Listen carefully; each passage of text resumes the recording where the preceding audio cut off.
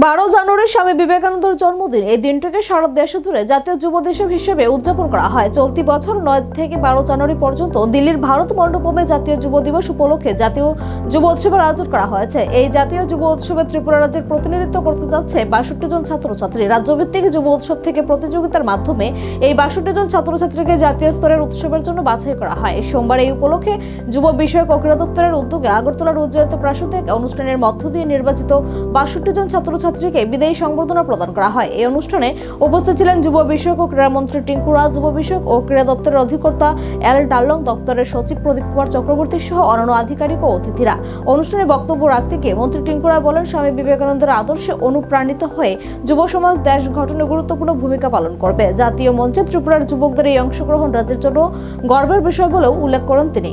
বিদায়ী অনুষ্ঠানে ছাত্রছাত্রীরা জাতীয় উৎসবে অংশগ্রহণের সুযোগ পেয়ে আনন্দ ও উৎসাহ প্রকাশ করেন। 3 দিনের জন্য যাচ্ছে, 9 তারিখ থেকে 12 তারিখ পর্যন্ত যাব।